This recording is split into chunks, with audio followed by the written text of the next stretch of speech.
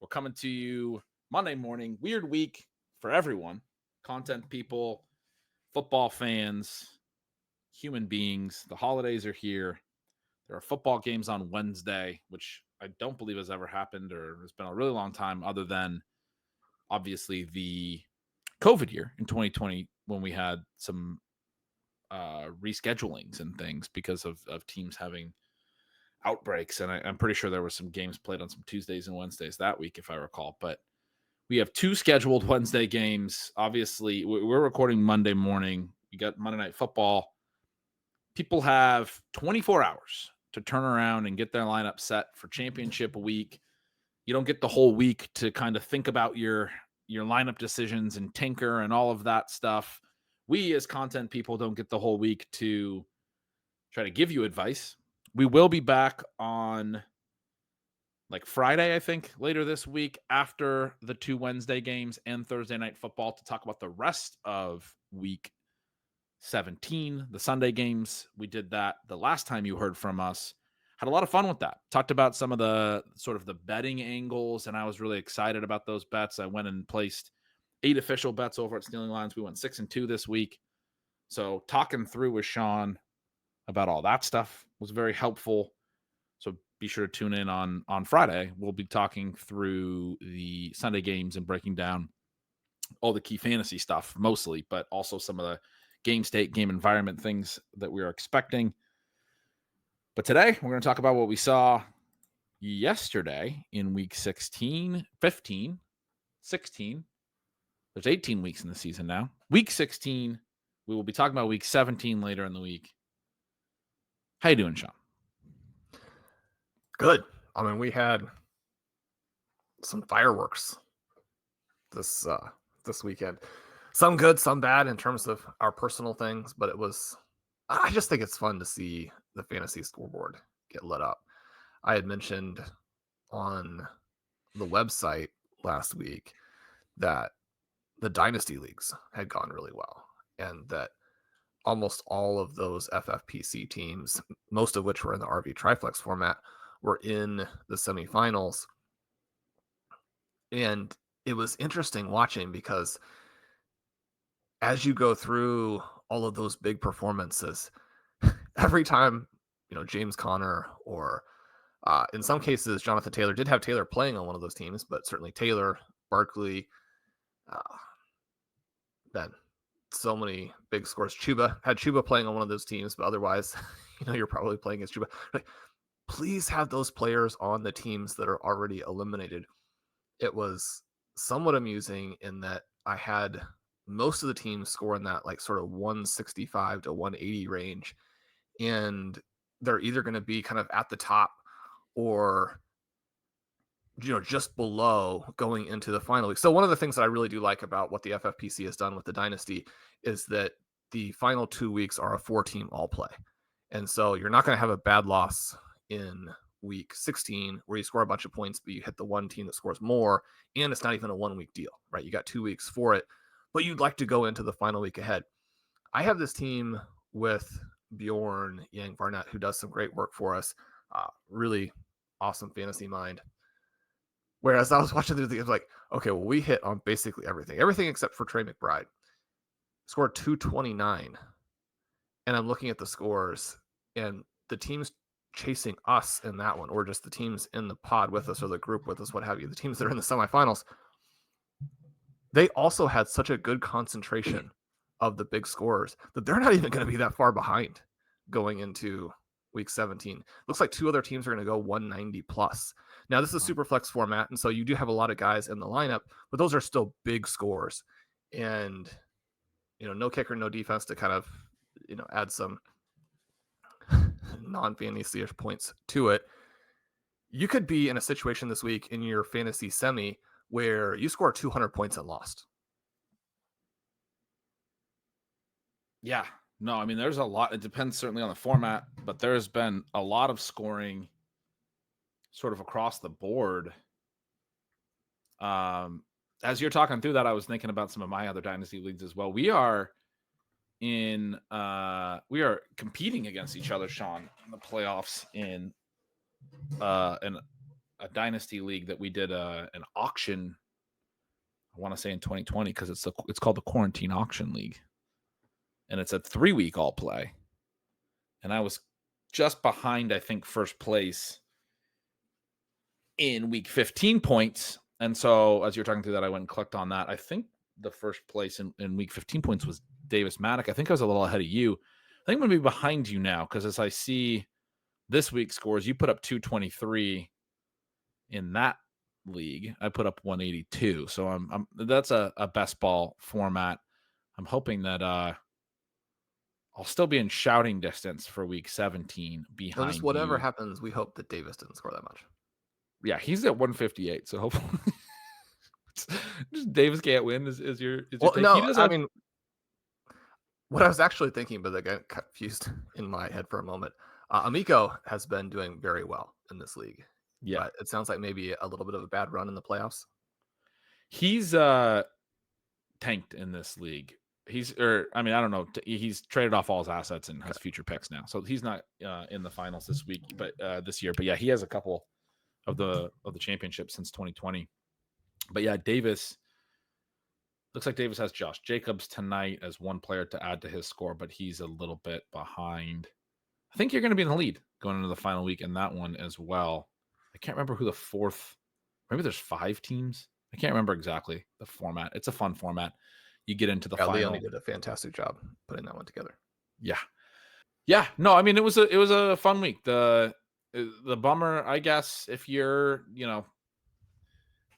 some of the builds that we had and some of those things. I know people want to know how our teams did. I had some teams in the Best Ball Mania semifinals. I had 2 teams and one was ship chasing as well. So 3 that were live. They all had Chase Brown. My 2 on my account had Bucky Irving. Surprise. Those guys were good, but they weren't the running backs who scored all the points. Chase Brown gets stuffed at the goal line a couple of times late in that game. And then on third down, they try to do a play action instead of just kind of running it again. I realized when you get stuffed twice, but I was sitting there watching. I'm like, you got to run it again. And then he's been so good in close for a little guy. And he's hitting the hole so hard. So hard. I mean, obviously, their offensive line is bad. It's not good. They try to do these play actions, like drawn out plays, and Burrow's always under a duress, and he's like throwing off his back foot. And you're like, you're right at the 1 yard line. Like, you just got to go straight forward. And of course, that ends up happening, and Burrow fumbles as well. So they end up turning the ball over. Yeah, wasn't the end of the world. But it's such a disappointing week 16 for him when he's been on such a massive run over like the last 6 weeks. I mean, he's number 2 behind Josh Jacobs. I mean, those guys have been outscoring, guys like Saquon Barkley and Bijan Robinson. Robinson, another name of someone that actually have on quite a few of those dynasty teams. So that's fun. And yet the ones where you don't have him, you're playing against him. And so each individual league this week, you're like, just give me the right combination of players. And Ben, he was tilting because I was really in on him. Listeners will remember in the preseason and had a lot of exposure to him. And then, I talked last week, Sean, about the FFPC best ball team that me and Connor O'Driscoll had that fell just short. It was a Bijan team that also had Chase Brown and Bucky Irving and had Brock Bowers, and we didn't get enough on Monday night last week from either Bijan or Brock Bowers, or even we could have gotten some from Kyle Pitts that we didn't get.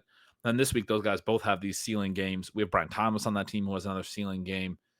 That team would have went through again, almost certainly, if we would have been able to just get through last week and we would have been into the final. That's the one where I'm like, man, that was the team that had kind of all the dudes and was the build that I wanted to see get through. Got some tough luck in week 15 to miss out on advancing by just a few points because of, Bijan's lowest scoring game in like 8 weeks and Brock Bowers' floor game because Desmond Ridder's terrible. Anyway. He's not nearly as bad as Dorian Thompson-Robinson. I will tell you that. Are either of them as bad as Drew Lock?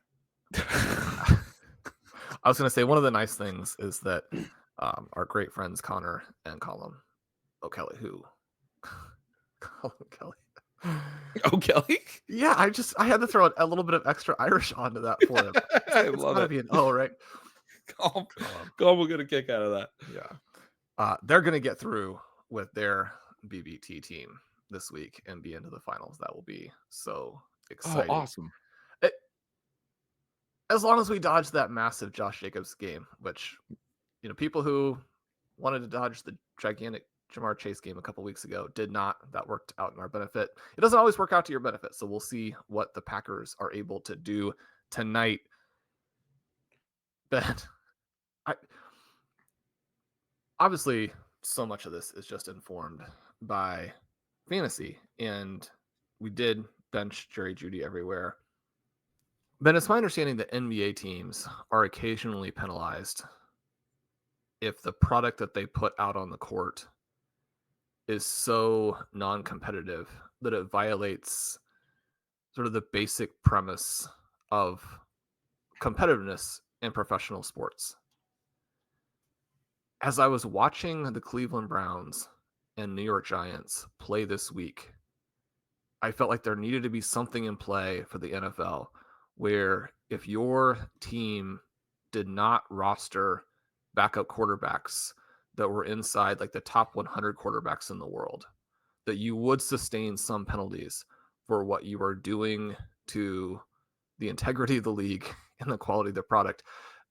DTR and Locke are just, they're so far below what any NFL team should ever put on the field. It's not great for the fans. It's certainly not great for, again, the integrity of the league. One of the games we were interested in, and one of the things that we should probably focus on instead, is that Michael Penix looked good. You'll have, some more specific notes, but the thing that I noticed was just that, you watch Caleb Williams, who is, still potentially this generational talent. And granted, he's been surrounded by an environment in a lot of ways that is not particularly good. But he looks so frantic out there more or less all the time.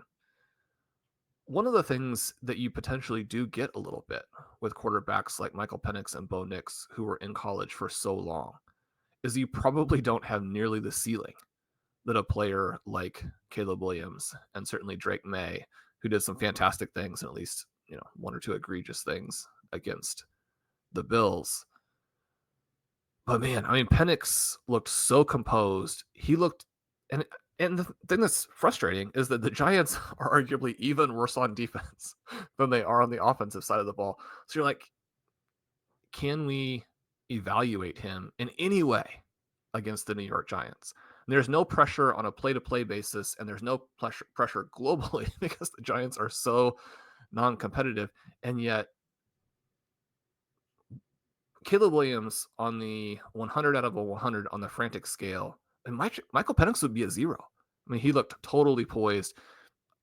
I don't know that he threw the ball that well, but he looked like an NFL game, his first NFL game was happening in slow motion for him. You just don't see that very often. Yeah, he looked good. We talked about the specific sort of intermediate throws that he did really well at UW and how those are really important. And those have always been important, being able to hit those chunk gains that aren't necessarily massively explosive plays, but they're really important against modern NFL defenses where the safeties are always getting depth. It's not particularly easy to hit the deep shots.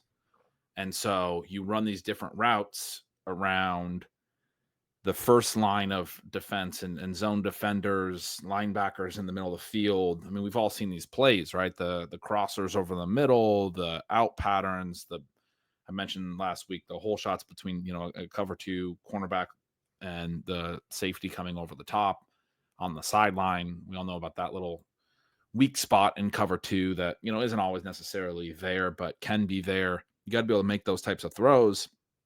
And Penix, for his small sample this week, definitely had several of those throws. It was a small sample because Drew Lock just kind of gave away some points to Atlanta's defense, and it wasn't a very competitive game overall. But it was fun. It was fun to see Penix. He didn't take a sack in the game. He did have a third down where he basically got tripped up from behind and fell forward for a 1-yard gain when he was stepping up in the pocket. It wasn't like a scramble, and it was more like a sack because then they punted. I think it was a 3rd and 5.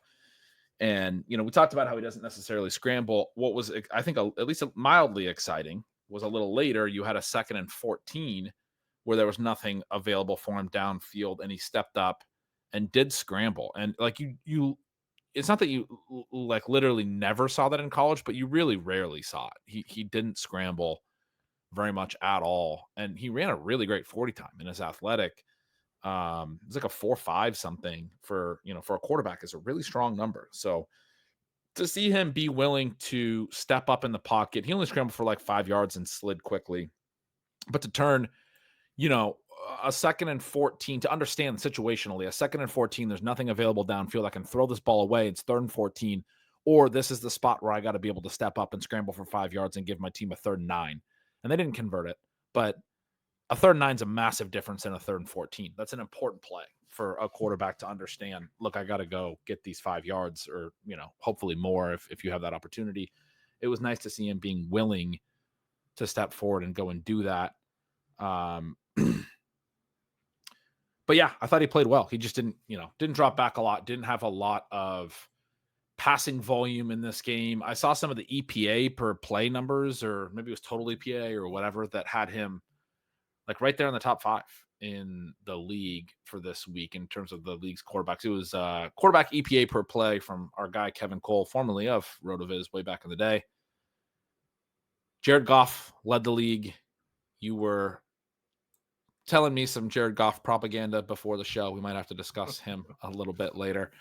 Justin Herbert was 2nd. Michael Penix was 3rd. And then Jayden Daniels and Anthony Richardson were 4th and 5th. Yeah, I mean, had a strong game in terms of his EPA per play, per drop back, what have you. But again, the Giants were non-competitive. So it's one of those things where you're like, yeah, we saw what we needed to see from his first start. I think you have to feel really good that those skills can probably translate, those intermediate passing skills, and it's going to be helpful. I think he's the right quarterback for this team and this system right now, where you got to be able to make those throws so that they can run the ball. You got to be able to at least push the ball down the field a little bit. It opens up things for Bijan. I think you saw Bijan have a huge game, in part because they were able to throw the ball to these spots on the field, and also in part because the Giants are just a really bad defense. But, being able to throw to these spots in the field was notable. Now, Bijan wasn't like hyper efficient or anything, but they also pulled him early. His last carry, they mentioned on the broadcast, his 22nd carry, just stuck with me. And I, saw later he had exactly 22 carries, or maybe I knew at the time that what his final stat line was or something, but that came with over 10 minutes left in the 4th quarter. And so they gave Algier most of the late game rushing. Anyway, yeah, Bijan had a strong game, but I would expect that could be an even bigger game as they go forward. The Bucs lose. The Falcons are now into first place. It'll be really interesting to see where they go from here. We don't have all of the information necessarily on Penix after just a game against the Giants, but yeah, the sack avoidance, showing a little bit of willingness to step up and run, and then specifically the passing and the accuracy. One of the things that really stands out when you see him throw, I mean, he's got a really strong arm, throws a really good spiral, but in those intermediate throws, that they're on time, they're in the right spot. He had a couple slants to like Darnell Mooney, and they're hitting him in stride, where he then has the ability to add yards after the catch. And so, I mean, that's really the key on those intermediate throws when the windows get tight, is you got to be able to be pretty precise. And when the windows aren't super tight, you still got to be precise so that your guy can catch and run. And I think he had a really good game in that regard. He looked good, Ben. Another rookie quarterback also played one heck of a game. And it was huge from a fantasy perspective. It's huge as the Commanders build their team out. It was big for reality football from the perspective of the NFC playoff picture. Commanders, Eagles, Jalen Hurts goes out. Kenny Pickett actually plays pretty well, other than the one really bad pick that he throws, but he's able to get the ball to A.J. Brown, who has a very nice game in the fantasy semifinals. But Jayden Daniels leads the Commanders to 36 points, throws 5 touchdowns, also rushes 9 times for 81 yards. This was the Lamar Jackson game and it came in a huge moment for the team as they're trying to show that they can beat these NFC championship contenders, and that momentum that they had early isn't completely gone. The Daniels can be the engine for an offense that both puts up a lot of points and puts them up in the key moments, that they can do it without Terry McLaurin, who had another fine game, but not an extraordinary game. He wasn't the leading receiver in this one. That would be Zacchaeus. But to be able to spread the ball around, to be able to succeed in a game where Brian Robinson went 10 for 24, he's been one of the biggest busts of the fantasy playoffs. I mean, Daniels looked like Lamar Jackson in this one. He's still not quite the same as a rusher, but one of the things that we saw here too was both the speed, that ability to go downhill once he gets going, something that you talked about on the show last Friday as being such a key part of what a QB does as a rusher. Can you actually get the chunks? Are you going to move your team down the field? But he also showed that wiggle where, I mean, Lamar Jackson has this sort of ethereal, true superhero type of rushing style where once he gets going, especially around the edge, where NFL players simply can't get the angle on him. He's bigger, he's faster than you just can possibly realize when he's out there, and everybody else starts to look like they're dream sequencing it as Lamar Jackson is going video game speed. Jayden Daniels doesn't look quite like that, but his ability to make these defenders miss on the second level in this game was crazy. That lateral agility, that's something that we haven't necessarily seen from him. And then you combine it with a game that doesn't have like crazy passing stats on a per play basis. He does throw 39 times, but when his guys came open in this game, then, you talk about kind of the Dan Marino types of throws. And, throughout the last 50, 60, 70 years, you tend to fall in love with these QBs where there's basically no windup. There's no, backswing, what have you. And yet the ball comes out like a cannon.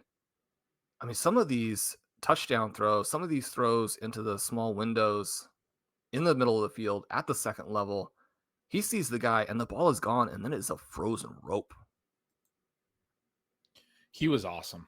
He was so good. One of the things that we've talked about with him throughout the year that is so fun when you watch the Commanders on the down-to-down level is that in the key downs throughout a game where you're like, man, this is a huge play. He's like, we talk about ice in the veins and all that stuff, but hey, it's almost spooky, and there's no way he's going to be as efficient on those plays as he's been because there's variance in football. You can't. I mean, you know what it's reminiscent of, and this is I don't know, maybe unfair because of the way that this player has progressed, but it's Russell Wilson early in his career. Russell Wilson used to be so clutch in key spots as a rookie and a second-year player and a third-year player. Basically, right up to that third year, I think it ended with the interception in the postseason, and then he was kind of a different player after that. But if you go back to his first couple seasons, Russell Wilson had several key fourth quarter moments, like big time throws, big time plays. Thinking of the Fail Mary play, which maybe wasn't even a real one, but there was a game where they beat the Patriots in Seattle, I think in his rookie season, where he hit I think Sidney Rice on a deep ball late, perfectly thrown ball in a key spot. He always had plays like that, it felt like, early in his career. Daniels, every time you need a key play, makes them. You were talking through his rushing mobility. The biggest play in this game was the last play of the third quarter. They're down 21-14 at the half. They make some mistakes in the first half. Obviously, Hurts played a little bit in the first half, but then gets hurt. But the Eagles are able to lead at half, is my point, and they get the ball, and they make a field goal on their first drive. It's now 24-14. Commanders get the ball. Incomplete pass on first down. Second down, Daniels throws short to De'Ami Brown, and he fumbles after the catch. Turnover. Eagles have let's see. They had started with a 6-play, 69-yard field goal drive that took 3 minutes and 20 seconds, and then they add a 14-play, 36-yard drive. They basically go nowhere in 14 plays, kick another field goal, but they eat up 8 minutes. And so my point is, they're down 21-14 at half. Eagles get a field goal drive to start. Daniels completes a pass on 2nd and 10 right after that, and there's a fumble. Eagles have an 8-minute drive. Commanders now take back over. They're now down 27-14 late in the third quarter. They've only ran 2 snaps in the third quarter. They're trying to figure out ways to get back in this game. So now you got to get points on this drive. They move the ball a little bit. They get one first down. They get down to a spot where with 19 seconds in the third quarter, it's 4th and 11. And that's when Jayden Daniels had his biggest play of the game. He had a 29-yard scramble. There's nothing available downfield. When you talk about that wiggle, he had to break a tackle just to get to the line of scrimmage or make a guy miss, I should say. And then he explodes for a 29-yard run on that play. 3 plays later, hits for a touchdown pass. Commanders get their stop, and then he's able to lead another touchdown drive. That one, they get a too many men on the field penalty on the defense, and I think he knew it, and he puts it up to Olamide Zaccheaus, who catches it, makes multiple broken tackles. You're laughing. What? All the defenders fall down. That's right. They all just fall down as Olamide Zaccheaus just sort of does a few pirouettes. And then the Eagles go and make a field goal and go up 30-28. And this is where Daniels actually does. You were talking about how he fit stuff into tight windows all day, and he had to. And he throws one that maybe is a little bit too ambitious in terms of trying to fit it into a tight window. The defender breaks on it and is able to deflect it. But it's a play that I want to say 75% of the time goes incomplete. It's not like an obvious interception, but as the defender breaks on it, it pops up into the air. A second defender intercepts it. That does happen in the NFL. You can't throw into, deflected passes over the middle of the field. But again, a lot of the time that will just get deflected down to the ground, right? And so it's kind of a little bit, because I'm sitting here talking about how clutch he is. That's a 3rd and 5. He makes an aggressive throw. It goes in intercepted. You could make the case that was a key down where he didn't necessarily come through. And the Eagles are able to make another field goal a few plays later, but the Commanders do get the ball back, and they get one last drive at that point. They're down 5. They have to get a touchdown. He leads them all the way down the field, throws a TD. They called kind of a weird play call on a 3rd and 1 with no timeouts where they decided to run the ball. They get 5 yards right in the middle of the field with 23 seconds, and so then they spike it, and there's only 10 seconds left. You do need to convert. It was 3rd and 1 from the 14. You do need to convert that, but it also limited their number of plays after that point. So it didn't increase the number of plays that they were going to have beyond just what you have if you throw 2 passes and don't gain the first down. Right. It was going to be you're going to have 2 more passing plays regardless. So it was completely irrelevant. And it could have caused them some trouble with the clock. Yep, that's a great point. If they don't get lined up for that spike, it's a running clock with no timeouts. They get a 10-second runoff, they lose. That's just the end of the game. If they have some type of procedural penalty with a running clock there on the spike, they would have lost the game. So yeah, just sort of a disaster, frankly, of a call. I didn't even think of that, but a great point. They could have thrown on 3rd and 1, thrown on 4th and 1, and even if they're both incomplete, it's 2 passing plays to the end zone. That's what they set themselves up for when they ran for the first down and then spiked. They set themselves up with 10 seconds. And yet, despite this bizarre offensive, play call and coaching decision, the first snap he gets at 10 seconds, he throws a touchdown to Jamison Crowder into a tight window in the back of the end zone. A bullet, an absolute rope between. It was the best 2 defenders in 2 defenders in the front part of the end zone. He just rips it right between them. That's the kind of throw where I was just talking about with Michael Penix. You have to be able to make. You have to fit between these windows. Jayden Daniels can absolutely make those throws when you need them. Like you said, he was hitting the tight windows all game. And I think the people, still 3 touchdowns in the 4th quarter to win this game. And people still see it as manufactured production to an extent. But that throw for the touchdown required great anticipation, pinpoint accuracy, and that incredible just whip fast release. All 3 components to throw that pass. You see that play develop like that over and over in the course of a season, and just very few QBs make it. You were talking about that 4th and 11. Ben, maybe I've just watched too much Patriots and Raiders football, but don't you have to punt there? There are scenarios remaining in the game where you could punt and you could still get lucky and come back and win. Why are you taking the aggressive approach? It's a great point. They were across the 50 at the Philadelphia 41. They could have also tried a 58-yard field goal, but they're down 13. I love it because one of the They made a bad decision early in the year against the Ravens where they punted when they were down 7. Talked about this at the time. And then Lamar and Daniels traded scores possession for possession the rest of the game, and it was a 7-point finish. So I think it was field goal, touchdown, game over. It's like you can't punt in the third quarter down 7 against Lamar. It was like 4th and 6 in plus territory. It wasn't even that long. I do like that 4th and 11 in plus territory, they seem to learn their lesson. They were down 13 in this case, but they seem to learn their lesson. They're like, you only have so many possessions. You got to, and then when you have Jayden Daniels as well, you may have learned that lesson too, because later in that Ravens game, he made fourth down conversions. At that time in the season, there was the stat going around that the Commanders had converted their first like 8 fourth downs of the season. It was like they were going for the NFL record for most converted fourth downs without failing one. I'm sure they failed at some point. That's not a stat I've heard for several weeks, but I think it's something like 9 or so of their first fourth downs with a rookie quarterback, right? And he takes over. I mean, yes, Jalen Hurts was gone out of the game. Eagles fans will be quick to point that out, but I'm quite sure that Eagles fans are not thrilled about this guy being in the division. He still put on an absolute show in this fourth quarter to beat them. And they're like, we're going to have to deal with this guy for the next 15 years. That was the game of the day. I mean, that was a fun one. Yeah, and again, they overcame all of those mistakes by Robinson.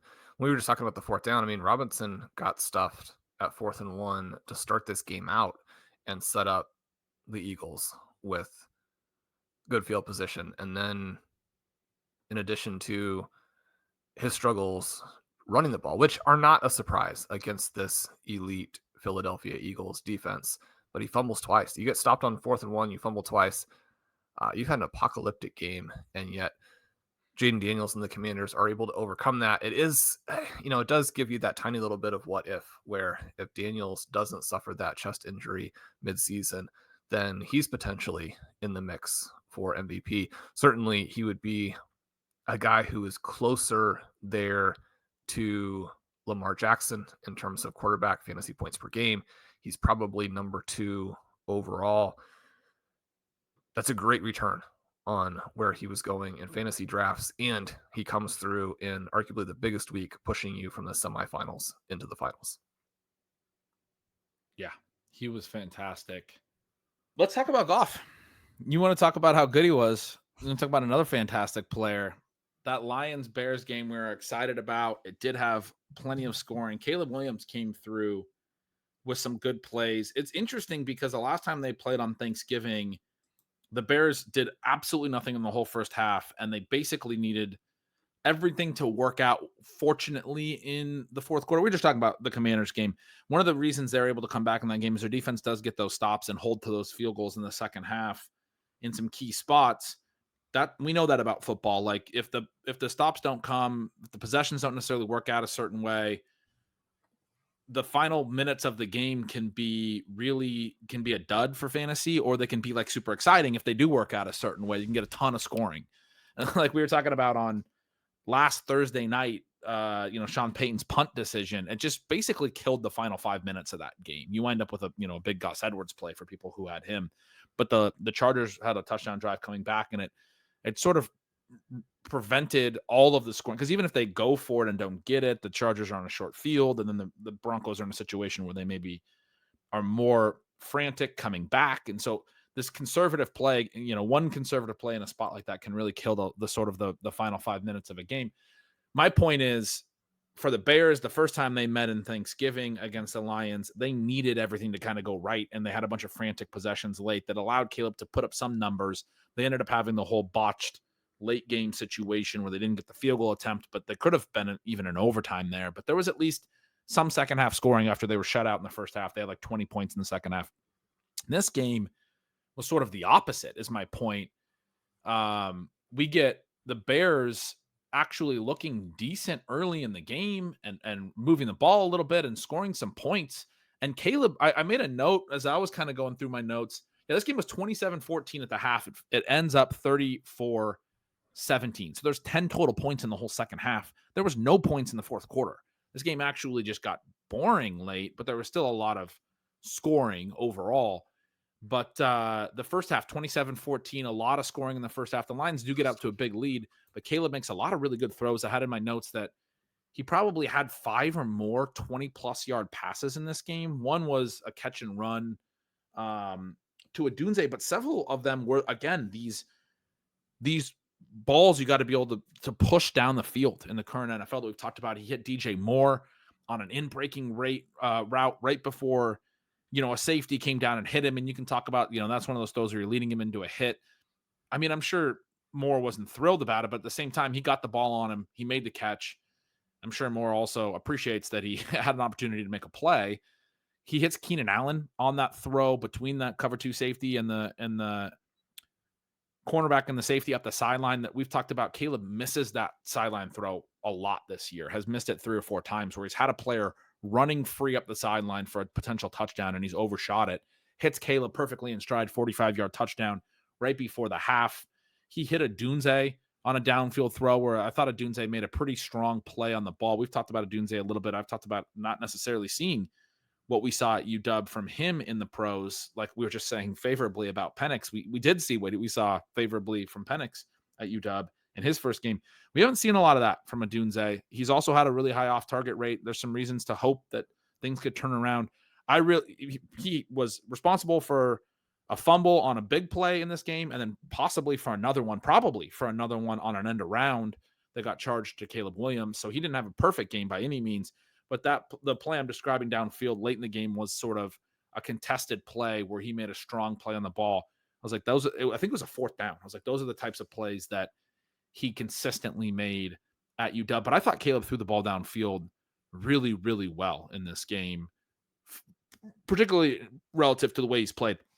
I was really harsh on him last week, bailing out of pockets consistently. He stood in there in this game and made plays and threw the ball downfield.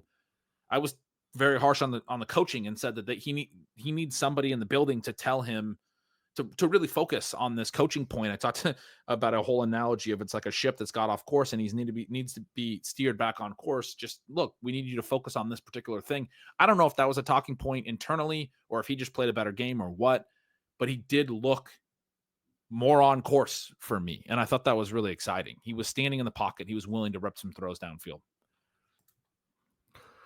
Yeah, that's what you really hoped they would do in this home game. Keenan Allen is absolutely fantastic. It gives you a little bit of a sense of where the Detroit defense is at this point, that he scored a long touchdown. A defense has to make a lot of mistakes at this point. Well, really any point, but certainly this point of Keenan Allen's career for that to happen. We were anticipating this potentially being a shootout because the Detroit Lions are so decimated on the defensive side of the ball. But frankly, we've been playing some of these weaker teams against the Jaguars and Bengals. Certainly didn't play a lot of Browns this week, but at a certain level of performance, the offensive team is just as bad as the defense. They don't get the job done. It was great to see the Bears look a little better. I mean, this game was just so frustrating if you were heavily invested from a fantasy perspective. All of the Lions score relatively early. The second possession of, or the first possession of the second half, you get the Sam Laporta touchdown. Then all 4 of the Lions stars have scored. Then really only 5 true possessions from that point. And both the Lions and the Bears have a drive that ends on downs, which again is just pretty unfortunate when you think through what could have happened if they're more successful there. Well, and you talked about the punt decisions in some of these other games. The Bears maybe had to punt when they got into a 4th and 25 late, but they're down 17 at that point, and they basically just threw in the towel. But prior to that, they're down 20, and on a 4th and 7 at the 12-yard line, they kick a field goal to cut it to 17 against the Lions. So the Bears made some weird decisions to shrink this game on their own as well. You talk about the relatively few possessions, but that kicking that field goal and punting, they were kind of signaling even to their own team that they weren't really trying to win this game. I don't think. I think they're thinking about draft position a little bit with some of these decisions. Yeah. It's frustrating here because the Bears, and again, the other team from this week that I would really put in that category, the New England Patriots, just don't look like they practiced much. Now, I think that in fairness to the coaches, you're dealing with two 21-year-old rookie quarterbacks, and what you can get in is just going to be harder. It's going to be different. But the Bears had 10 penalties for 70 yards in this game, consistently can't line up. So you have, in the trailing situation where they're down 34-17, they have this 10-play drive where they have a 1st and 5 at the Detroit 22. And they end up punting. And the reason that you have a 1st and 5 at the Detroit 22 and end up punting is that you then take a 9-yard sack, but you sandwich that between a false start and a delay of game. They consistently had Caleb Williams out there trying to read the Detroit defense and get his team set up, where it was going to take another 5 seconds to go through the whole process. They were not even close to getting plays off on time in this game. When you have that over and over and over, it's not fair to the QB. And I think there's frustration going both directions there. But yeah, we'll see what the Bears can do next season when they have a real coaching staff in place and they have a little bit more experience with their quarterback. I just want to point out that the Lions score over 30 basically every game. Jared Goff is about as close to a perfect passer as you can currently get.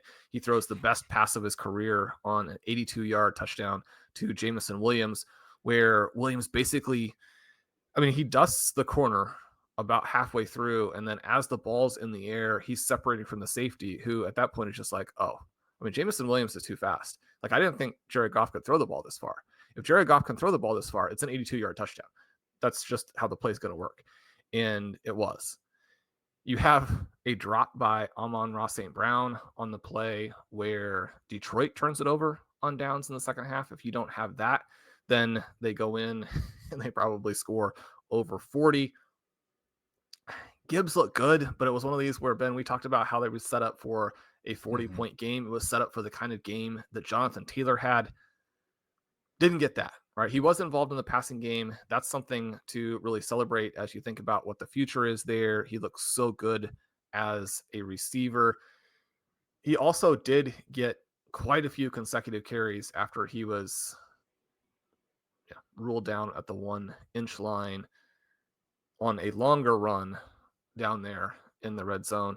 It was great to see that. You had mentioned that they were going to make a point about him and how it was going to work. I felt like they did do that on that drive, where even after he is then stopped twice, they give him the third carry, because the Lions have so many different plays that are almost certainly going to work down there, especially against the Chicago defense. Their point was that they were going to line up and smash the ball in with Gibbs. They did do that. The Lions got what they wanted out of this game. Certainly there could have been even a few more fireworks, but again, Goff is over 10 yards per attempt because he's able to hit the long pass. That's the part that he struggled with early with Jameson Williams. It's the part that he has struggled with outside in the cold. This is sort of a dagger to some of the negative Jared Goff narratives. You need to come out and do it again. You need to come out and do it in the playoffs in key moments. But if Brock Purdy was a legitimate MVP candidate last year, the Detroit Lions and Jared Goff are playing better this season. Yeah. They're playing very good football. Yeah, Gibbs had a 9-yard run on 3rd and 6 from the 9, ruled a touchdown, then overturned to an 8-yard run to the 1, led to a 1st and goal, and got 3 straight carries at the 1, stuffed for no gain, 2 in a row, and then a third one for a touchdown.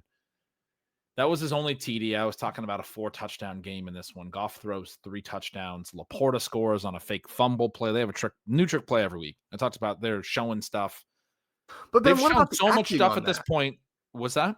What about the acting on that play? It was amazing. Those guys didn't just barely do it. It looked like they'd spent all weekend in their college dorm, trying to figure out how they could both go to the ground. I don't know how Jared Goff managed to stay on his feet and get back up and throw the pass. It was awesome. It was awesome. We talked a lot. I made a case last week that they showed a 3rd and long lateral play that, for the second time this year, that they've shown too much. They should have saved that in their bag for a bigger spot. It was not particularly important 3rd down when they used it the second time. they've shown so many of these trick plays and so many of these things that any team that is going to play these guys has to be prepared for. I mean, they got to spend an extra couple hours of their week just going through the trick plays that the Lions have already shown, right? That could Like, now, become everybody a thing. remember, at some point, all their guys could fall down. They're just trying to get you to stop paying attention. Right. And then and on top of that, you're probably like, I also need to coach up my players for any other possible trick play I can even think of, because they're going to come up with something new. And then at what point do you just prepare for the Lions offense, right? As it is. I mean, I think I'm changing my whole opinion on the trick play thing. They're doing so many of them. They are making it really, really hard to prepare for their base stuff because you're like, their base stuff is the trick plays at this point. But Laporta scores a touchdown on that play. Amon-Ra catches one. Jameson has the long TD. You're going to have a core 4 players on this team. I was going to kind of say for the rest of the year. Obviously, next week is the final fantasy week, but it's been sort of a core 5. We lose Montgomery. Things consolidate in this game. All 4 of those main guys score a touchdown.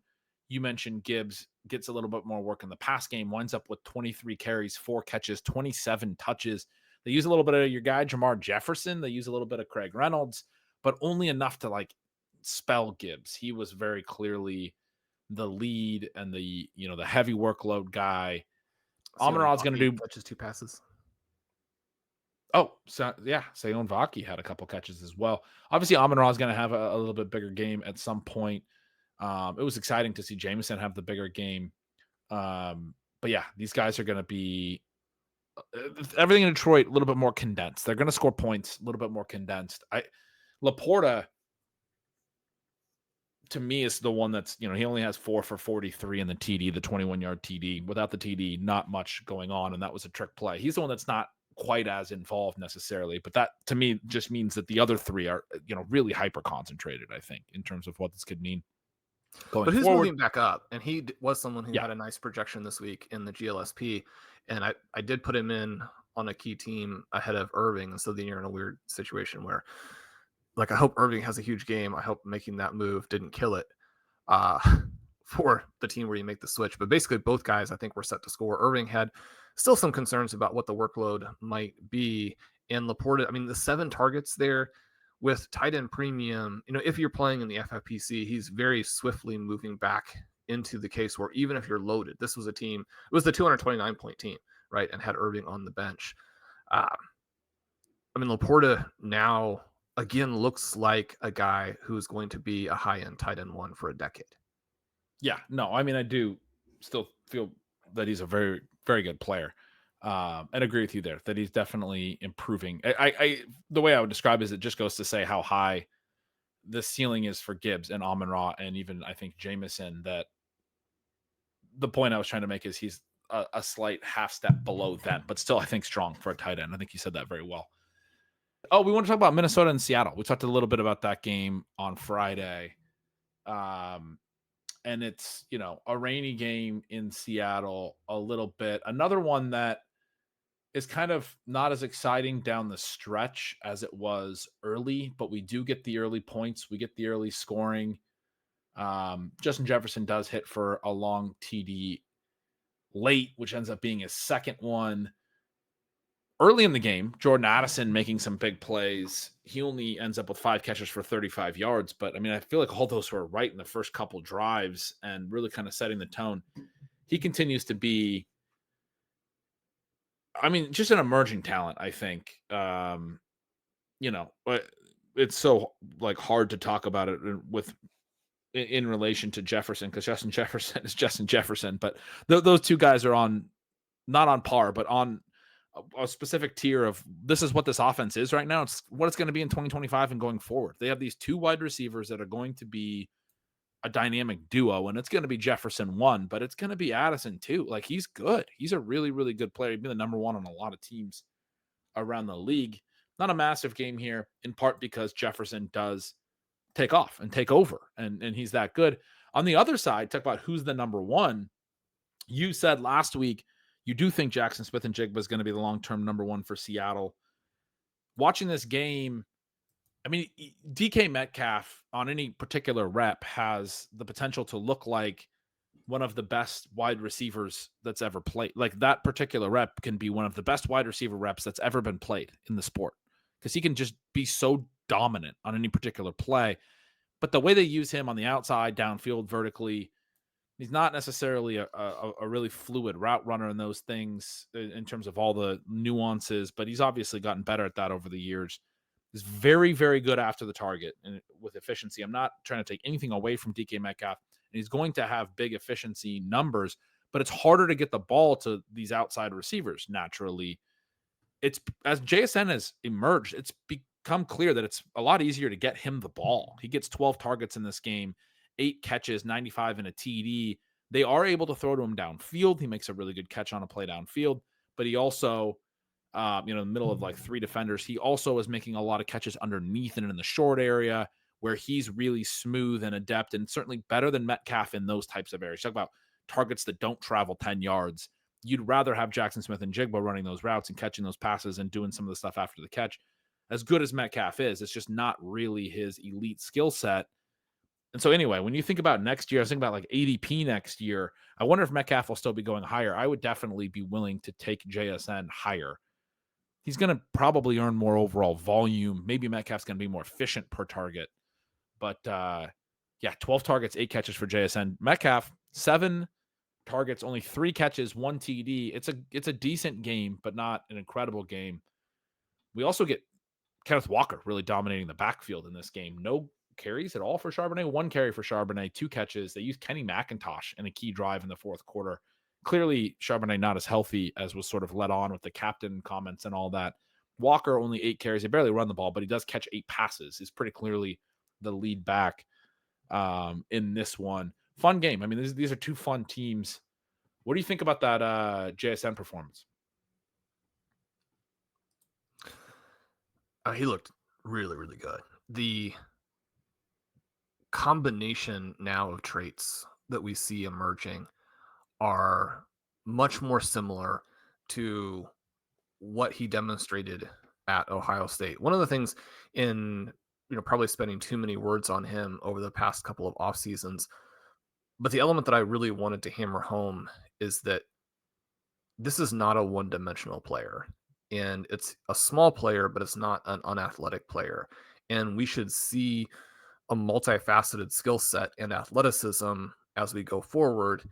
If we don't, then it would be pretty disappointing based on what the past is. It would be surprising if that type of game didn't translate. And it would also be, questions about the coaching staff. Those questions about last year's staff, obviously now pretty well answered.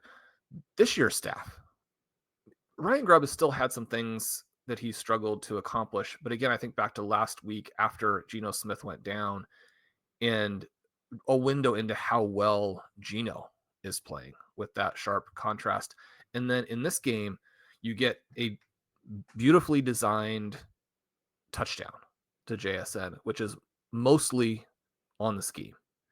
You get some vertical middle passes, which require him to run a great route, Geno Smith to throw a great pass. There was one that Geno threw. I talked about Jayden Daniels having the best throw of the week. The best throw of the week was when Geno threw one deep down the middle to JSN that, again, you have that unbelievably perfect spiral. 2 different defenders barely miss it. The distraction element there with JSN would be very high, but he goes up and catches it incredibly cleanly and then takes a huge hit. So it's basically 2 guys a chance to knock it down if the pass isn't perfect. He then makes a great catch. He then takes a big hit.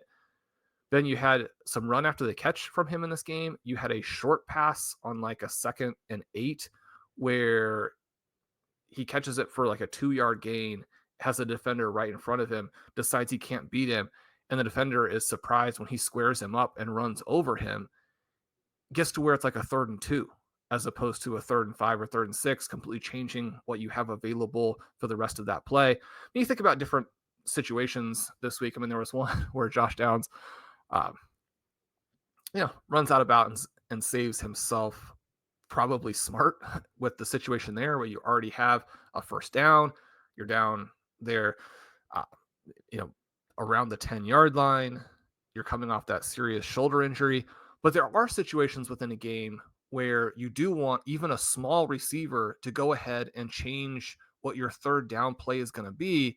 It was cool to see him do that. We talked, a month and a half ago about how he just had to be more physical and more dynamic. And since then, It's all he's been. I mean, he's been all of those things. And you can Yeah. tell that he thinks that he's the alpha player on the team. And you're getting both speed and a little bit of physicality. So Yeah. when you He combine got that up with the after throws that. that Gino's making, Yeah, he got up after that play that you're describing in between the three defenders. Did the big flex, the big, they do the zoom in on his face. He's doing the, the angry face, the big. I mean, he's not a big it's so man. funny. When It's he's like, flexing, it's a little. Jason, you're so small still. You're a little like, yeah. I mean, you're flexing, but you can tell he's got that swagger that you're talking about. He feels like the alpha, and that's, I mean, that's what it's about, man. I mean, that's. Love to see the energy there for sure. He was awesome. We got two teams battling in the weather too. I thought this was a real tribute to both teams. You could easily have had one or the other go away. You could have had the whole game be like the Thursday night game we got not that long ago between the Rams and the 49ers. The weather wasn't that bad in this game, and yet, I mean, Darnold and Smith battled the whole way. It was a huge game for, different reasons, but for both teams, they looked really good. You mentioned Jordan Addison. He was fantastic in this one. It did look like he was going to go for the big game.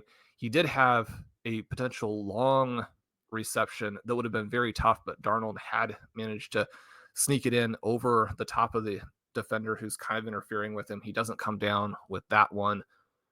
You love to see the combination of air yards, underneath play, and it was another game where you're like, oh yeah, I mean, Justin Jefferson, he's really good. Yeah. A really fun one. Shawn, we could talk about a bunch of stuff. We do got to get going. You're going to go record RotoViz overtime, so we'll get more of your thoughts over there. Again, we recorded this early Monday morning. I want to tell all of our listeners to enjoy the holidays, Tuesday, Wednesday, Christmas, for all those of you who celebrate.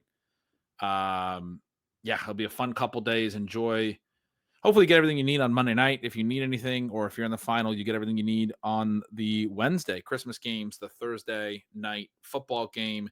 We'll be back Friday, we mentioned, to discuss everything we are thinking about for Sunday. And so that is right around the corner. Good luck to everybody, and thanks for listening along. Enjoy the holidays. Yeah, that's perfect. Happy holidays to everyone. Good luck this week and next week. Hope you enjoyed what was an inconsistent but explosive Week 17. I'm Shawn Siegele. With me, as always, is Ben Gretch. You can follow at Yards Per Gretch, at Ben Gretch on Blue Sky, Stealing Signals, Stealing Lines, Stealing Signals YouTube. We'd love to have you guys over at RotoViz. Coupon code RVRadio2024 at checkout. 10% off your 1-year subscription. We have the 3-month bonus going on right now. Leave us a rating and review. It does help us so much. It's been a wonderful 2024. We love you guys. We'll see you soon.